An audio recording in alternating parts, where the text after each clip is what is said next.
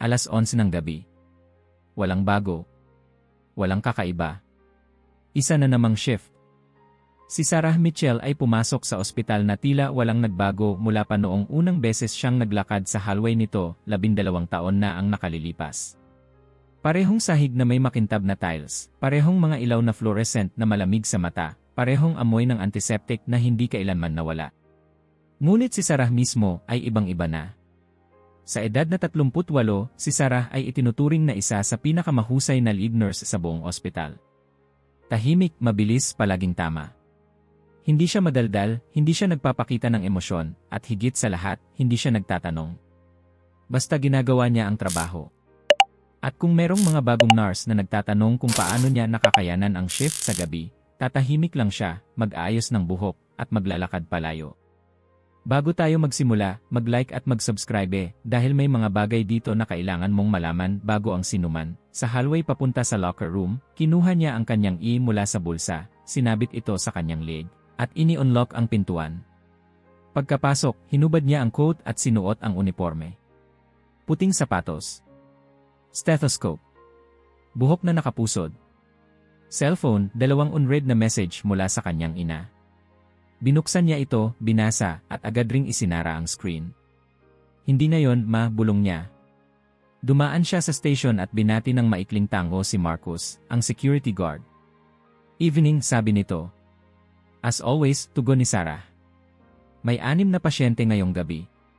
4 ay stable. 2, critical. At ang pinaka-critical sa lahat, bed number 3. Robert Patterson. 62 taong gulang. Nasa koma ng 5 araw matapos ang cardiac arrest. Hindi nagre-respond sa mga stimuli, halos zero ang brain activity. Ayon sa doktor, hindi tiyak kung magigising pa ito. Bed 3 again, bulong ni Sarah habang pinapasa ang chart. At naroon na naman sila, ang pamilya. Nasa gilid ng kama si Margaret, ang asawa. Mahigpit ang hawak sa isang asul na rosaryo habang tahimik na bumubulong ng panalangin. Nasa may paanan ang 2 anak na babae, sina Rachel at Claire, parehong nasa edad 30. Pare-pareho silang nakayuko, tila nakalubog sa paniniwala na kahit isang himala ay posible. At sa gitna ng kadiliman ng tila sila lang ang may bitbit na liwanag ng pananalig. Pero hindi iyon liwanag para kay Sarah. Para sa kanya, isa yung tusok ng karayom sa balat. Isang paalala ng isang panalangin na hindi kailanman sinagot. Naglakad siya papalapit, hindi nagsasalita. Sinuri ang monitor. Sinulat ang vital signs. Tiningnan ang drip. Lahat ay normal sa kabila ng sitwasyon. Salamat, Nurse Annie Margaret. Pagpalain ka ng Diyos. Tumango lang si Sarah, walang imik. Walang emosyon. Paglabas niya sa silid, marahan niyang isinara ang kurtina. Pabalik na siya sa station nang mapansin niya si Chen, ang attending physician. Bed 3 still the same, tanong nito. Unchanged, sagot niya. Tumango si Chen. Family's been here all day. Since Sham am extended until just now. Huminga ng malalim si Chen. Let them stay until 10. I'll clear it. Already did, tugon ni Sarah. Tahimik. Parehong nauunawaan ang di sinasabi, walang masama sa pag-asa, ngunit sa bihira itong bumunga ng himala. Alas 2. Tumigil si Sarah sa station at sumandal sa silya. Bukas ang monitor ng pasyente at pinapanood niya ang graphs at mga numero na parang sining. May irregular. May katahimikan. Parang musika. Ngunit sa likod ng katahimikan na yon, may ingay. Hindi tunog alaala. Tumingin siya sa orasan. 12 oras 1 minuto am. Bumalik ang alaala ni Emily. 12 taon na ang nakalipas. Si Emily, ang nakababatang kapatid, 23 taong gulang, buhay ng pamilya. Matingkad na berde ang mga mata, parang laging may sinag ng araw kahit gabi. Tumigil ang mundo ni Sarah noong araw na iyon sa ospital, ibang ospital, kung saan hindi na muling bumangon si Emily. Cancer. Stage 4. Biglaan. Masakit. Isinuko ng pamilya ang lahat. Dasal. Nobena. Alay. Luhod. Luha. Ngunit wala. At noong Marso na yon, wala na si Emily. Kasabay ng pagkawala niya, may isang bahagi kay Sarah na namatay din. At mula noon, hindi na siya lumingon sa langit. 1:00 ng umaga. Pumasok si Sarah sa isa sa mga kwarto, pinatay ang ilaw para sa isang stable na pasyente. Nag-ayos ng kumot. Tahimik. 2 oras 30 minuto ang umupo siya saglit, uminom ng tubig. Tinignan ang mga monitor. Pareho. Walang pagbabago. Parang oras ay natigil. 3 oras 15 minuto Beep. Tumulog ang monitor mula sa bed 3. Tumayo si Sarah. Kinuha ang chart, nilakad ang hallway. Ang asul na ilaw ng gabi ay bumalot sa paligid. Nakapulupot ang katahimikan, masyadong buo, parang hinahawakan ang bawat galaw mo. Paglapit niya sa kama ni Robert, itinaas niya ang kurtina at huminga ng malalim. At bigla siyang napahinto. May amoy. Hindi antiseptic. Hindi gamot. Rosas. Matingkad. Sariwa. Parang bagong pitas mula sa isang hardin sa Tagsibol. Napalunok si Sarah. Tumingin sa paligid. Walang bulaklak. Bawal sa lii. Lumingon sa mga air vent. Wala. Pero naroon ang amoy. Halos mapuno ang silid. Inayos niya ang gamot ni Robert na may bahagyang panginginig sa kamay. Pinilit tapusin ang kailangan. Pagkatapos ay lumabas, hindi nagsalita. Hindi tumingin pabalik. Pagbalik sa station, pilit niyang ini-ignore ang nangyari. Pagod lang ako, bulong niya. Lack of sleep. Stress. Pero hindi. Hindi iyon pagod. May nangyari. At sa kabila ng lahat ng kanyang pagtanggi naramdaman niya ito. Ang katahimikan ng 3:00 ng madaling araw sa ospital ay iba sa anumang uri ng katahimikan. Hindi ito ang katahimikan ng disyerto o simbahan, kundi isang uri ng pagkakabingi na nilikha ng takot, pagod, at ang hininga ng mga aparatong sumusubaybay sa pagitan ng buhay at kamatayan. Para kay Sarah Mitchell, ito ang naging mundo niya, isang mundong walang sinasabi, walang tanong, walang sagot. Sa unang taon ng kanyang trabaho sa IE, ang bawat tunog ay may kahulugan. Ang bawat pagbibip, bawat senyas, bawat galaw ng pasyente ay may bigat. Pero habang lumilipas ang mga taon, ang lahat ng iyon ay naging background noise. Walang nararamdaman. Walang iniinda. Walang inaasahan. Ngunit ngayon, habang siya ay nakaupo sa station, nakatingin sa monitor ni Robert Patterson na matatag pa rin sa kanyang pagkakakumatos, may isang bagay na humihila sa kanya pabalik. Isang bagay na matagal na niyang ibinaon sa ilalim ng profesionalismo at malamig na disiplina. Isang alaala. Isang silid ng ospital. Isang batang babae na may berdet kumikislap na mata. Say Emily. Wala na tayong magagawa kundi magdasal, sabi ng isang doktor, 12 taon na ang nakararaan, habang nasa hallway si Sarah, yakap ang sarili at pilit na hindi humihikbi. Nasa liing rin si Emily noon. Iba ang amoy. Iba ang mga makina. Pero pareho ang lungkot. Pareho ang takot. Please, Lord. Huwag siya. Ang mga salitang iyon ay bumabalik kay Sarah sa tuwing ipipikit niya ang mga mata. Hindi na dahil umaasa pa siya, kundi dahil hindi niya makalimutan kung gaano siya nanalangin noon. Gaano siya nagdasal. Sa bawat araw na dumadaan, sinasabi niya sa sarili na ginawa niya ang lahat, lahat ng dasal, lahat ng pangako, lahat ng panata. Ngunit hindi iyon naging sapat. Isang gabi, habang nakaupo sa gilid ng kama ni Emily, hawak niya ang malamig na kamay ng kapatid. May kandila sa mesa. May rosaryo sa bulsa. May Biblia sa tabi ng unan. At kung hindi mo siya ililigtas, kunin mo na rin ako. Walang sagot. At sa umagang iyon ng Marso, may tunog ng flatline. Isang monitor ang tumigil sa pagbibip. At si Sarah, kahit pa nurse na, ay napatulala lang. Walang luha noong una. Wala ring sigaw. Wala. Kawalan. Yun lang. Pagkaraan ng libing, sa loob ng ilang buwan, araw-araw ay pareho ang eksena. Nasa silid si Helen, ina nila, umiiyak habang nagdadasal. Si Sarah naman, nakatayo sa pinto, nanonood lang, hindi makapasok. Isang araw, sinubukan siyang yakapin ng kanyang ina. Anak, kailangan nating bumalik sa Diyos, Ing. Pero umatras si Sarah.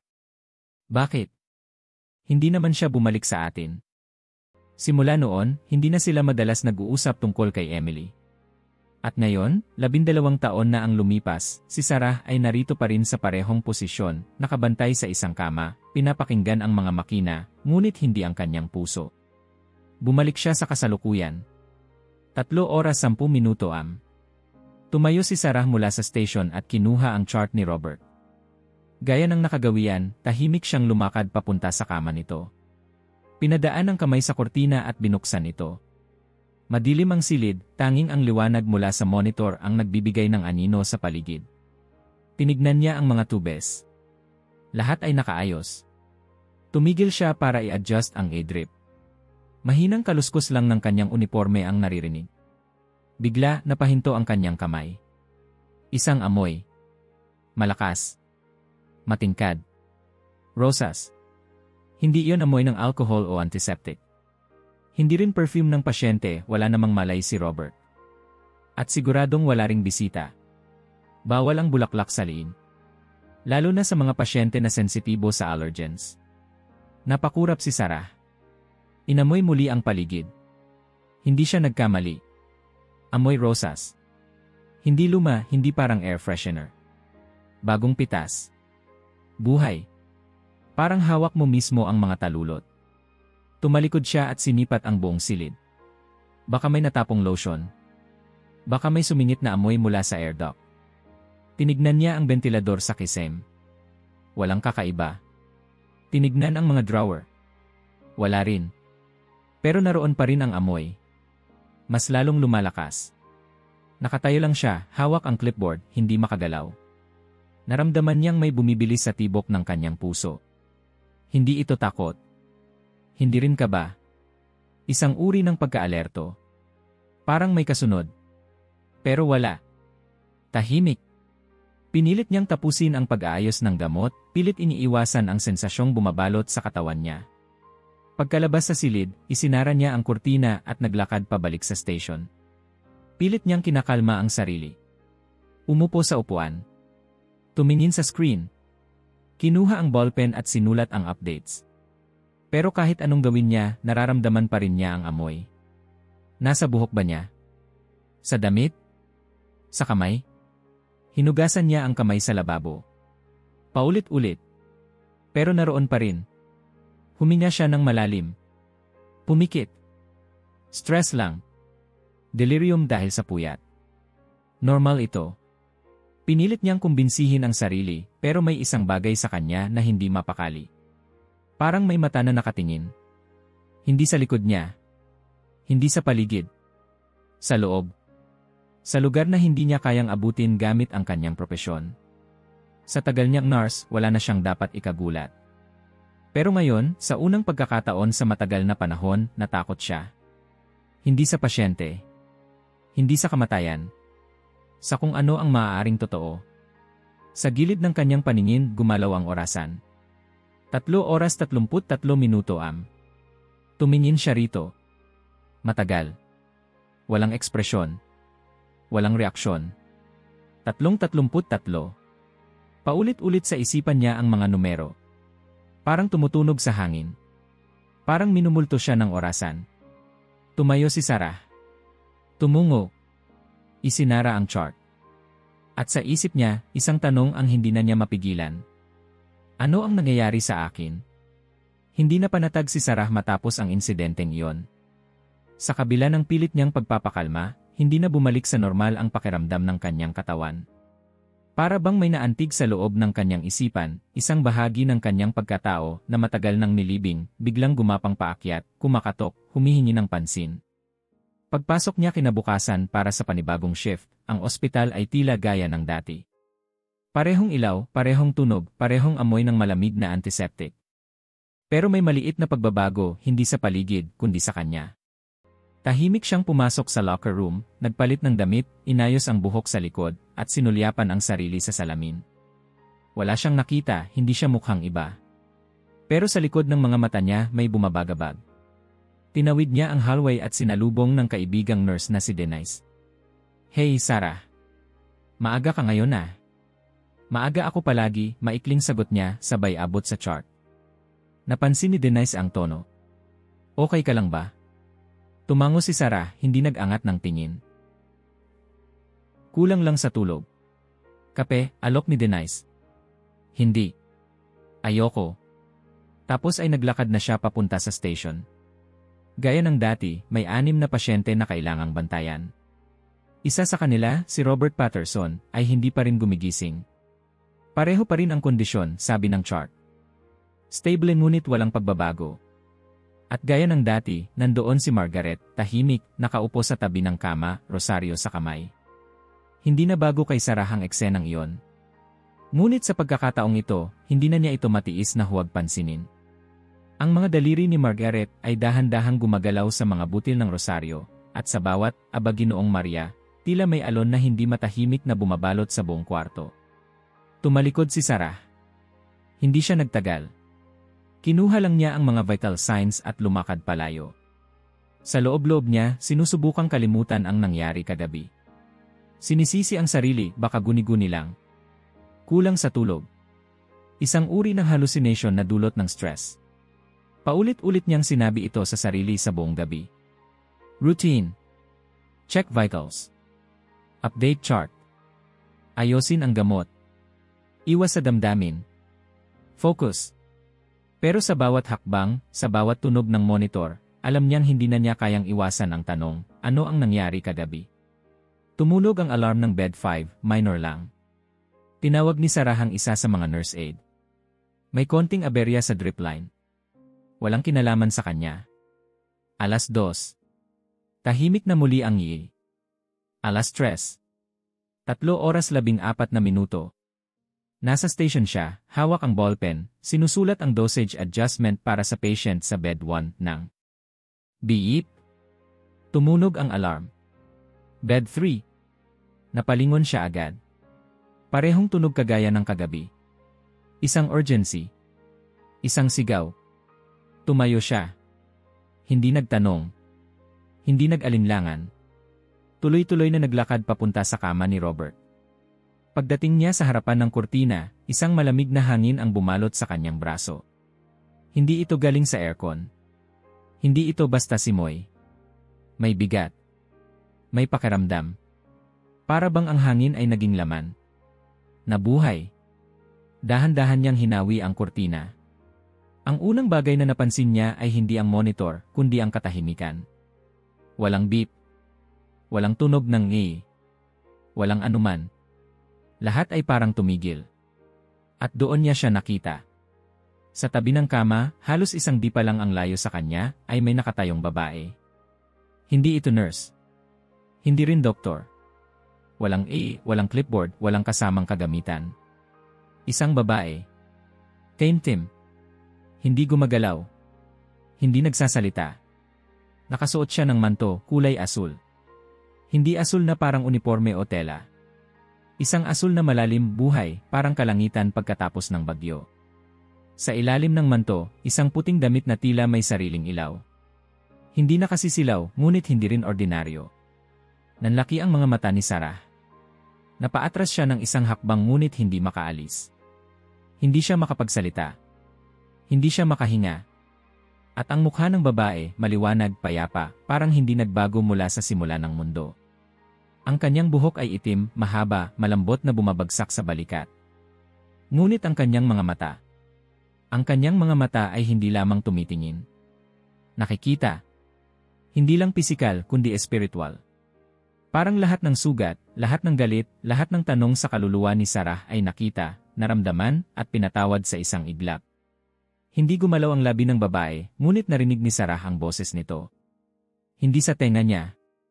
Hindi sa paligid. Sa puso niya. Ikaw ay may dalang kasalanan na hindi sayo. Namilog ang mata ni Sarah. Napakapit siya sa gilid ng kama. Ang boses ay malambing, ngunit matatag. Walang paninisi. Walang pagdududa. Isa lang itong katotohanan. Panahon na upang patawarin mo ang iyong sarili. Isang panginginig ang dumaan mula sa balikat ni Sarah pababa sa kanyang mga kamay. Ang mga mata niya ay punong-puno ng luha na hindi niya alam kung saan nanggaling. Hindi siya umiiyak, hindi pa. Pero ang bigat sa dibdib niya ay parang babagsak na parang buhawi. Emily! Bulong niya halos hindi marinig. At sa kanyang harapan, bahagyang umiti ang babae. Isang ngiting walang pagsasalita ngunit puno ng pangunawa. Isang ngiting nagsasabing, alam ko. Lumunok si Sarah. Inabot niya ang kanyang kamay. Bahagyang lumapit. Ngunit nang pumikit siya upang pigilan ang luha na papatak na at muli niyang imulat ang kanyang mga mata. Wala din eh. Ang kama ni Robert ay naroon. Ang monitor ay bumalik sa normal na tunog. Ang mga ilaw ay tila mas maliwanag. At ang babae, parang hindi kailanman nandoon. Ngunit ang amoy ng rosas ngayon ay buong silid na ang sinakop. Hindi na niya maikakaila. Hindi ito stress. Hindi ito puyat. Nakaupo siya sa gilid ng kama. Pinilit niyang huwag humikbi. Pinilit niyang huwag mawalan ng kontrol. Hindi ako baliw, bulong niya. Hindi ako baliw. Ngunit ang damdamin sa loob niya ay nagsisigaw. Hindi ito takot. Hindi ito saya. Isang kombinasyon ng takot, awa, pagkaluwag, at isang matinding pag-amin. May nangyari. At totoo ito. Sa unang pagkakataon sa mahabang panahon, nanginginig ang kamay ni Sarah habang naglalakad siya sa hallway. Hindi dahil sa lamig ng ospital, kundi dahil sa apoy na gumuguhit sa loob niya, isang halo ng pagkalito, takot, at isang uri ng pagkapukaw na hindi niya matukoy. Hindi siya sigurado kung bakit siya naglalakad papunta sa security room. Marahil, isang bahagi niya ang gustong kumpirmahin na totoo ang kanyang nakita. O baka naman, mas gusto niyang makita ang kabaligtaran na wala talaga roon at ang lahat ay bunga lang ng puyat at trauma. Ano man ang dahilan, may kailangan siyang malaman. Bumukas ang pinto ng control room sa dulo ng pasilyo. Nandoon si Marcus, ang night shift security guard, nakaupo at nakatuon sa monitor, kumakain ng pretzel mula sa vending machine. Napatingin ito sa kanya at medyo nagulat. Sarah? Maayos ka lang? Hindi agad sumagot si Sarah. Nilunok niya ang buo niyang kaba. Pwede ba kitang maabala ng ilang minuto? Itinaas ni Marcus ang kilay. Sure. Bakit, may insidente ba? Tumango si Sarah, bagamat hindi siya sigurado kung ano ang ituturing na insidente. Gusto ko lang tingnan ang footage. Mga 3 oras 15 minuto kanina. Hey! Bed 3. Agad na naging seryoso ang ekspresyon ni Marcus. Tumango ito at nilipat ang mga feed sa screen. Anong eksaktong hanap mo? Wala akong kasiguraduhan. Baka may gumalaw. O pumasok na hindi authorized. Hindi na siya tinanong pa ni Marcus. Sanay ito sa mga moments na ayaw nang ipaliwanag agad. Inilapit nito ang mouse sa screen, hinanap ang tamang kamera, at ibinalik sa oras na 3 oras 13 minuto. Mabilis ang playback sa una, pagkatapos ay binagalan niya ito. Parehong silid. Parehong kama. Parehong liwanag. Dumating si Sarah sa screen. Hawak ang clipboard, binuksan ang kurtina. Pumasok. Napalunok si Sarah. Pinanood ang sarili, tila nakikita ang isang estrangherong siya rin. Sa video, siya ay nakatayo sa tabi ng kama ni Robert, nakatitig sa isang bagay. Walang ibang tao. Walang anino. Walang babaeng may asul na manta. Pakitigil muna, mahinang sabi niya. Pinindot ni Marcus ang pause. Sa screen, kitang-kita si Sarah, nakatitig sa isang punto sa tabi ng kama, nakabuka ang labi, parang nagsasalita. Balikan mo ng kaunti, dagdag ni Sarah. Mga 10 segundo bago pa ako pumasok. Ibinigay ni Marcus. Pareho pa rin. Walang kakaiba. Kahit anino ng isang presensya ay wala. Pinanood ni Sarah ang buong segment hanggang sa bahagi kung saan siya ay napaluhod saglit, waring may pinipigilang emosyon. Napatingin si Marcus sa kanya. Bakit parang may kausap ka? Tanong nito, mahinang boses. Napako sa katahimikan si Sarah. Hindi siya agad sumagot. Kinagat niya ang labi, pilit pinipigil ang panginginig ng kanyang dibdib. Baka reflection lang. Galing sa monitor, palusot niya. O baka iniisip ko lang. Tahimik si Marcus. Tinitigan siya saglit bago muling iniplay ang video. Wala nang nangyari pagkatapos. Bumalik na si Sarah sa station. Parang walang anuman. Naglakad na si Sarah palabas ng room. Salamat, Marcus. Sarah, tawag nito bago siya tuluyang makalayo. Sigurado ka bang okay ka lang? Tumingin siya sa lalaki. Pilit mumiti. Naman. Pero sa loob niya, alam niyang hindi. Habang naglalakad siya pabalik sa ang paligid ay tila may ulap, hindi literal, kundi sa isipan. Parang hindi tumatama ang liwanag sa kanya. Parang siya ay hiwalay sa lahat.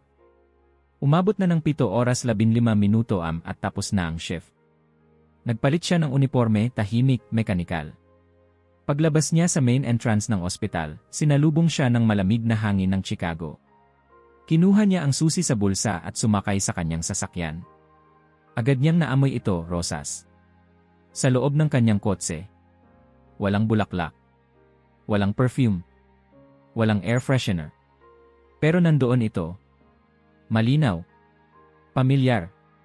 At sa pagkakataong ito, hindi na niya kinaya ang pagtanggi. Hindi ito imahinasyon. Sa likod ng kanyang mata, bumalik ang mga imahe. Ang babae sa manto. Ang mga mata. Ang boses. Panahon na upang patawarin mo ang iyong sarili. Habang nagmamaneho siya pauwi, tahimik ang lahat. Walang radio. Walang ingay. Tanging tunog ng makina at ng kanyang paghinga. Sa isang red light, kinuha niya ang cellphone mula sa bag, 2 mensahe. Galing kay mama. Anak, kumusta ka? Naiisip kita buong gabi. Anak, 12 years ngayon. Alam kong mahirap. Basta gusto kong malaman mong nandito lang ako. Hindi niya agad binuksan. Tinitigan niya lang ang screen habang may panibagong uri ng bigat ang lumukob sa dibdib niya. Pagkatapos ng isang hiningang malalim, isinara niya ang phone. Pagdating sa apartment, binuksan niya ang pinto, tinanggal ang sapatos, at naupo sa sahig. Sa sahig. Hindi sa sofa. Hindi sa kama. Sa malamig, tahimik, walang kulay na sahig. At doon siya naupo ng ilang minuto. Wala siyang ginawa. Hindi rin siya umiyak. Tila hinihintay lang ang susunod na hakbang ng mundo. Ang mga alaala ng pagkabata ay nagsimulang umagos, hindi niya napigilan. Si Emily na tumatawa, nakasuot ng pink na jacket. Si Emily na nagpipilit matutong magluto ng pancake. Si Emily na nagtatago sa likod ng kurtina tuwing may bisita. At si Emily sa ospital.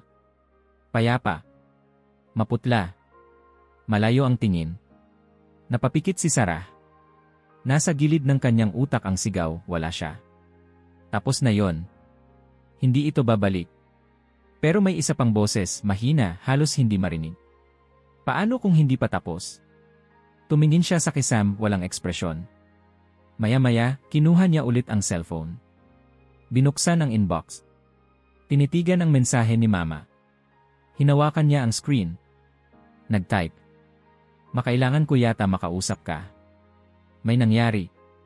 Hindi ko may paliwanag sa text. Pwede ba akong dumaan mamaya pagkatapos kong makatulog? Ilang segundo lang ang lumipas bago dumating ang sagot. Anak. Siyempre. Darating ka rito. Laging may lugar para sa'yo dito. Isinara ni Sarah ang mata. Sa unang pagkakataon sa maraming taon, hinayaan niyang maramdaman ang pagod, ang lungkot, at ang pagkalito. At sa gitna ng lahat ng iyon, may maliit, napakaliit na piraso ng kapayapaan na bumalot sa kanya. Hindi pa ito tapos. Ang hapon ay malamig. Isa yung uri ng lamig na hindi basta ginaw, isang lamig na dumidikit sa balat at sa alaala. Habang nagmamaneho si Sarah papunta sa bahay ng kanyang ina, ramdam niyang may bumabalot sa kanya. Hindi ito kaba. Hindi rin galit. Isa itong halo ng pag-aalinlangan at pangungulila na matagal na niyang itinulak paalis. Ang bahay na iyon ay ilang beses na niyang nilampasan, ngunit bihirang pasukin. Doon siya lumaki. Doon rin unang nabasag ang puso niya. At sa bawat pagkakataong iniwasan niya ang lugar na iyon, ay parang muling pinipili niyang hindi balikan ang sakit. Pero mayong araw, pinili niyang bumalik. Pagparada niya sa harap ng bahay, una niyang napansin ang mga rosas. Malalaki, buhay na buhay, nakapaligid sa harap ng porch. Parehong mga rosas na itinanim ng kanyang ama. Hindi na niya maalala kung kailan huling namukadkad ang mga ito sa gitna ng taglamig. Tumigil siya saglit sa loob ng sasakyan. Hindi agad bumaba. Tinitigan niya lang ang harap ng bahay. Isang malalim na hininga. Tapos bumukas ang pinto ng kotse. Humakbang siya. Hindi pa siya nakakatok nang bumukas ang pinto ng bahay. Nandoon si Helen, nakasuot ng apron, may konting harina sa kamay. Tila ba inaasahan na talaga siya?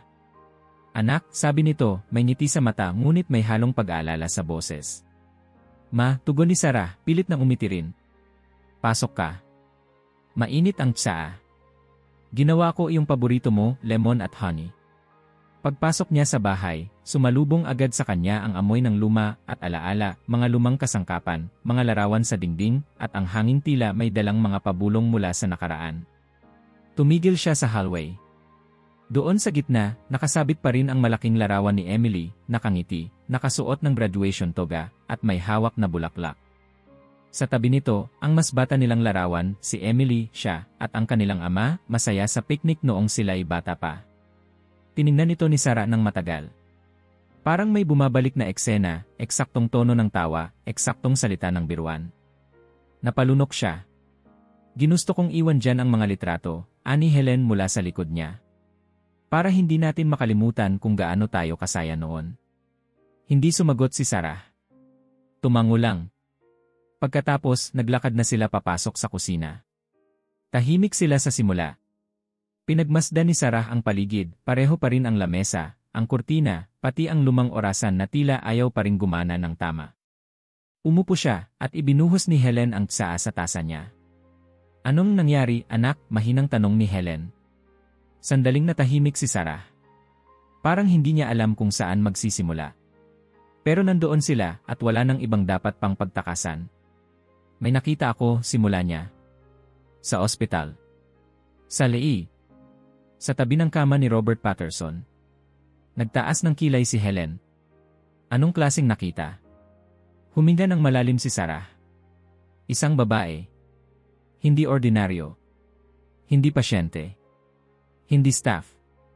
Nakatayo siya doon, nakasuot ng asul na balabal.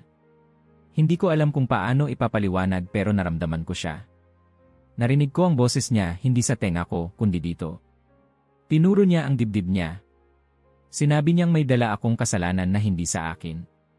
Napanahon na para patawarin ko ang sarili ko. Hindi nagsalita si Helen. Tinitigan lang si Sarah, mariin pero mapagmalasakit. Amoy rosa sa buong silid, dagdag ni Sarah, pilit na pinipigilan ang panginginig ng boses. At kahit sa kotse pa uwi, daladala ko pa rin yung amoy. Maya-maya, nagsalita si Helen. Hindi ako nagugulat. Napatingin si Sarah sa ina. Ano ibig mong sabihin? Tumayo si Helen, kumuha ng panyo, at pinunasan ang kanyang mga kamay. Pagkatapos ay naupo muli, tinapik ang kamay ni Sarah. 3 buwan matapos mawala si Emily, isang gabi, nasa kwarto ako niya.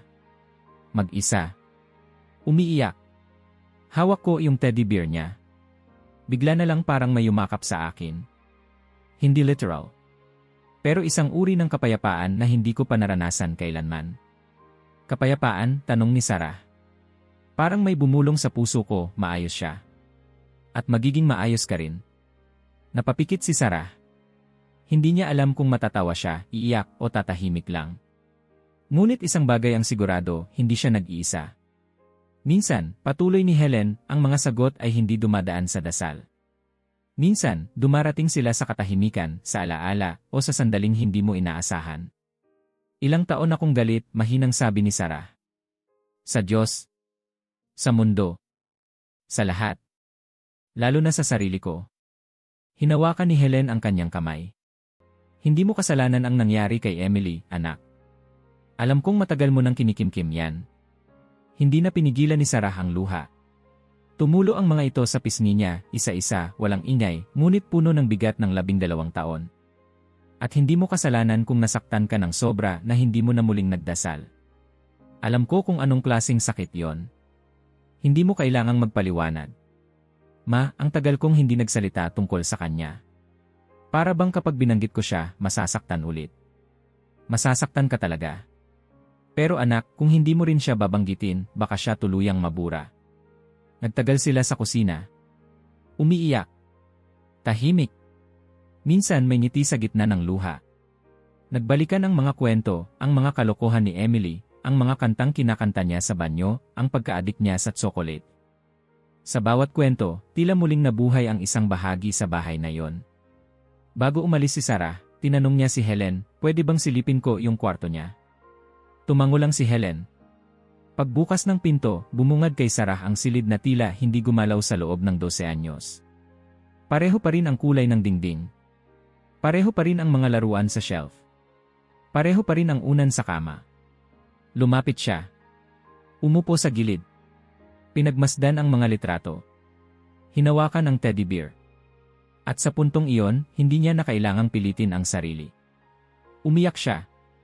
Hindi na ito iyak ng galit. Hindi ito iyak ng pagtutol. Iyak ito ng pagsuko. Pagsuko sa alaala.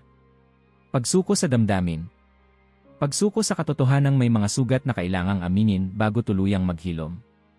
Paglabas niya ng kwarto, mas magaan na ang kanyang mga hakbang. Nagyakap silang mag-ina sa may pintuan. Bumalik ka palagi ha, ani Helen.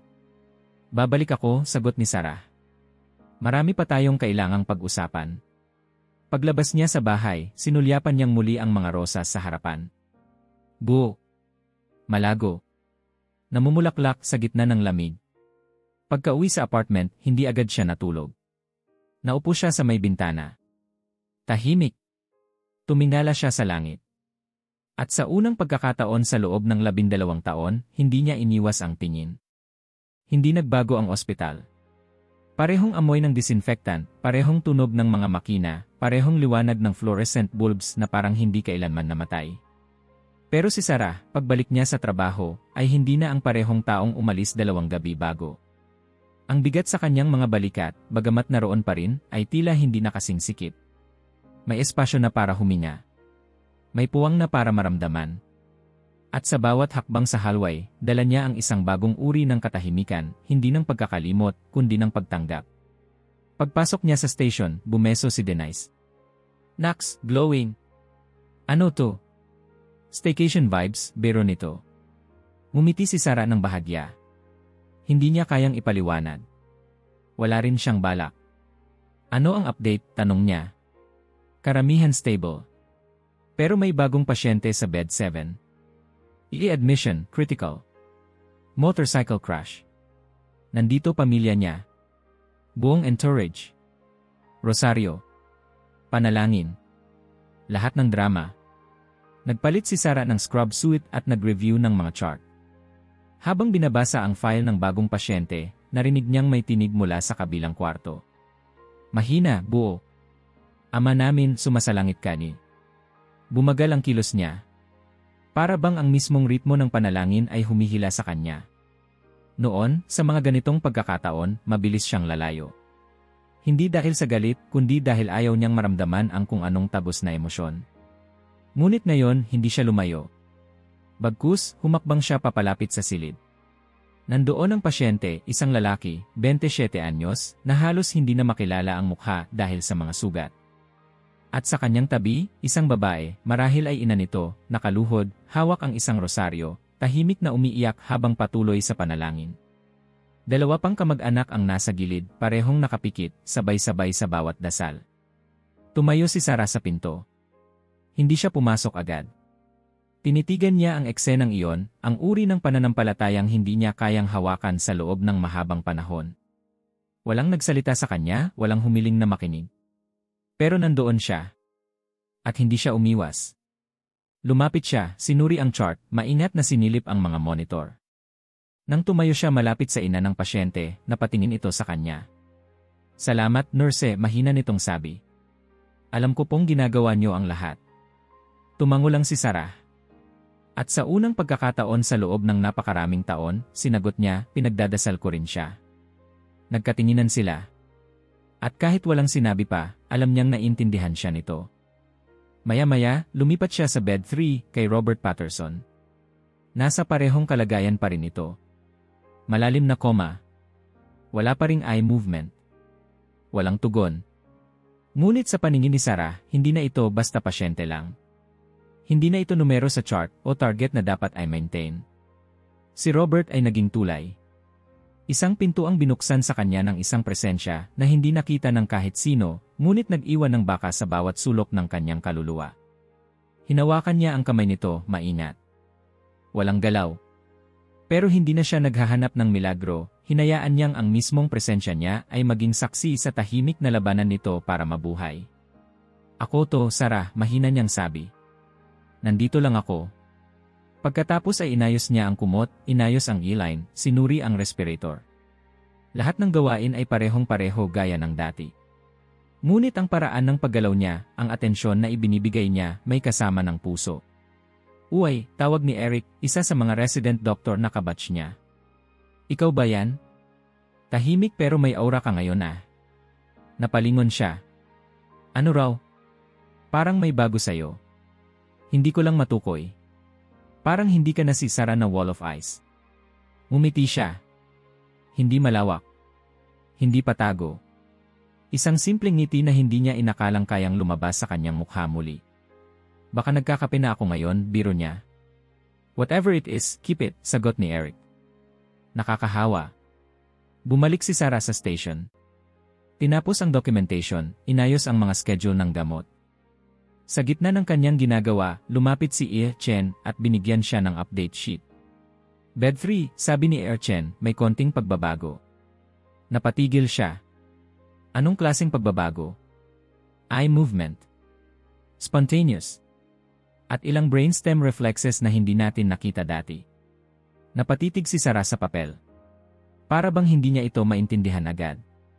Hindi pa ito paggising, dagdag ng doktor. Pero positibong senyales. Nagpigil siya ng emosyon. Tumango lang. Salamat sa update, Dots. Pagkaalis ni Chen, napalingon si Sarah sa bed 3. At sa tahimik na bulong sa isip niya, isang salita lang ang dumaan. Salamat. Ang gabi ay nagsimula gaya ng dati, tahimik, malamig, at may pakiramdam na parang palaging may nakasabit sa hangin. Isang uri ng katahimikan na tila naghihintay ng isang bagay. Hindi kaguluhan. Hindi rin trahedya. Kundi isang pagbabago. Nasa station si Sarah, hawak ang kanyang tasa ng kape, habang ina-update ang mga chart. Lahat ay tila maayos. 3 pasyente ay tulog na, 2 ay inoobserbahan, at si Robert Patterson ay nasa parehong kalagayan, tahimik, walang malay, gaya ng nakasanayan. Naging routine na ang pagbisita niya kay Robert. Hindi dahil inaasahan niya ang milagro. Hindi dahil sa obligasyon. Kundi dahil may bahagi sa kanya na gustong naroroon sa tabi nito. Gusto niyang patuloy na magsabi, kahit hindi naririnig, nandito lang ako. 2:30. Nag-ikot siya. Sinilip ang pasyente sa bed 7, ang lalaking na aksidente, na ngayon ay lumalaban para sa kanyang buhay. Nandoon pa rin ang ina nito, hawak pa rin ang rosaryo, tahimik na nakaupo. Napatigil si Sarah sa tabi ng pinto. Hindi siya nagsalita. Tumango lang bilang pagbati at muling naglakad palayo. 3:00. 3:15 Tumunog ang alarma. Beep. Hindi iyon ang karaniwang low fluid alarm. Hindi rin ito ang signal ng kabiguan ng makina. Ito ay alert na hindi niya narinig sa loob ng maraming linggo, movement detection. Bed 3. Agad siyang tumayo, iniwan ang hawak na clipboard at tumakbo. Sa bawat hakbang, tumutunog ang takot at pag-asa sa kanyang dibdib, sabay na sabay, parang 2 tambol na bumabangga sa isa't isa. Hinawi niya ang kurtina, lumapit sa kama ni Robert. Ang monitor ay gumagalaw ng kaunti. Ang mga graph ay may ibang galaw. Nakatitig siya sa mukha ng matandang lalaki. At doon niya ito nakita. Gumalaw ang mga mata ni Robert. Unay maliit na twitch. Parang pinipilit makakita sa kadiliman. Pagkatapos, unti-unti, nagbukas ang kanyang mga talukap. Robert, tawag ni Sarah, mahina, parang baka masira ang sandali kung masyadong malakas. Kumurap si Robert. 1 beses. 2 beses. Patterson, ulit niya, ngayon ay mas malinaw. Ako si Sarah. Nasa ospital ka. Ligtas ka. Ang mga mata ni Robert ay gumalaw, dahan-dahan. Hindi mabilis. Hindi eksakto. Pero tumitig sa kanya. Direkta. Mula sa isang lugar ng katahimikan, bigla siyang bumalik sa mundo. Nanigas ang katawan ni Sarah. Ang hangin sa paligid ay tila uminit. Ang buong silid ay parang naging isang saksi sa isang bagay na hindi maipaliwanag. Para bang ang mismong oras ay huminto. Hindi niya namalayan na nanginginig ang kanyang mga kamay. Nakapako ang tingin niya sa mga mata ni Robert. At sa gitna ng kawalang kibo, sa pagitan ng luha at pagkamangha, may isang bagay siyang naramdaman. Pagpapalaya. Mabilis siyang pinindot ang call button. Air Chen sa bed 3. Emergent. Conscious response. Ilang saglit pa, dumating ang mga doktor at nurse. Si Air Chen ang nanguna. Anong meron? Gumalaw siya, sagot ni Sarah, halos hindi makapaniwala sa sarili. Nagmulat ng mata. Tumugon. Agad na lumapit si Air Chen. Robert. Ako si Air Chen. Pumikit ka kung naririnig mo ako. Maya-maya, pumikit si Robert. Dahan-dahan. Maliit, ngunit malinaw. Pumikit ulit kung naiintindihan mo ako. Muli, pumikit si Robert. Mas mabagal, mas sigurado. Nagsimula ang kaguluhan. Tinawag ang neurologist. In-update ang pamilya. Kumilos ang buong iI sa ilalim ng isang bagong ritmo, hindi ng emergency, kundi ng pag-asa. Dumating si Margaret, ang asawa. Sa unang pagtingin sa kanya, tila hindi siya makahinga. Margaret, sabi ni Sarah. Gising na siya. Napaupo si Margaret. Humawak sa dibdib, sabay tulo ng luha. Si Rachel at Claire ay agad yumakap sa kanya. Walang salita. Tanging luha. Tanging pag-iyak ng isang panalangin sinagot. Si Sarah ay umatras ng dahan-dahan. Umalis sa silid, dumaan sa kortina, at pagdating sa labas, sumandal sa pader. Hinihingal siya, hindi sa pagod, kundi sa bigat ng nararamdaman. Pumikit siya. Ang luha ay sumiksik sa kanyang mga mata, ngunit hindi pa bumabagsak. At sa kauna-unahang pagkakataon mula noong araw na namatay si Emily, bumulong siya ng panalangin. Wala sa isip. Wala sa dasal na tinuro.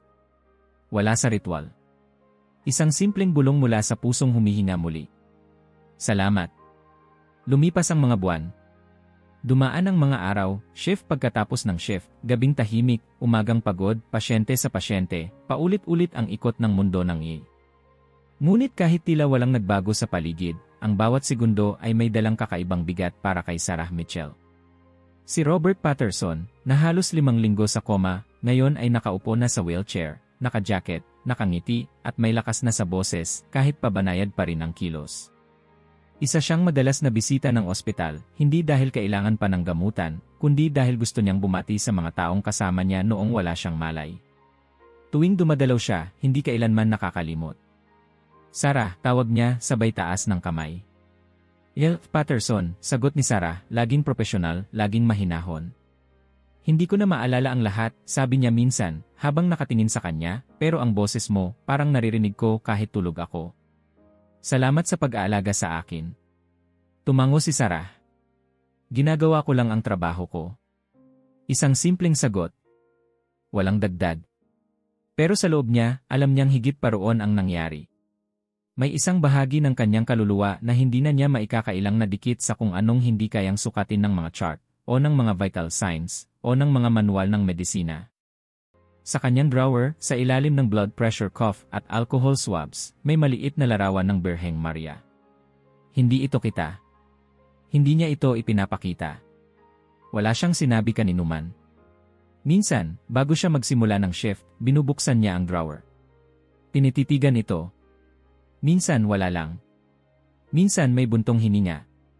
Minsan may bulong, hindi dasal, pero halos ganoon. Hindi siya naging debota. Hindi siya nagsisimba tuwing linggo. Hindi pa rin niya masabi na naniniwala siya sa lahat ng hindi maipaliwanag. Pero hindi na rin siya bulag. At lalong hindi na rin siya sarado. Kapag nakakakita siya ng mga pamilyang nagdadasal sa tabi ng kama, hindi na siya lumalayo. Nakikinig na siya. Minsan, tumatayo lang siya malapit. Minsan, tumutulong siyang ayusin ang unan habang tahimik ang dasal. Ang dati-rati malamig niyang mga kamay, ngayon ay marunong nang humawak ng mas malambot. Ang mga galaw niya, dati mabilis at eksakto, ngayon ay may konting pagbagal, hindi dahil bumagal siya, kundi dahil mas pinipiling damhin ang presensya ng tao sa kama, hindi lang ang sintomas. Sarah, sabi minsan ni Denise habang nagkakape sila sa station, may napansin lang ako. Ano yon? Tanong niya. Hindi ko alam pero parang iba ka na. Parang mas malapit. Mas totoo. Napangiti si Sarah. Walang sinabi.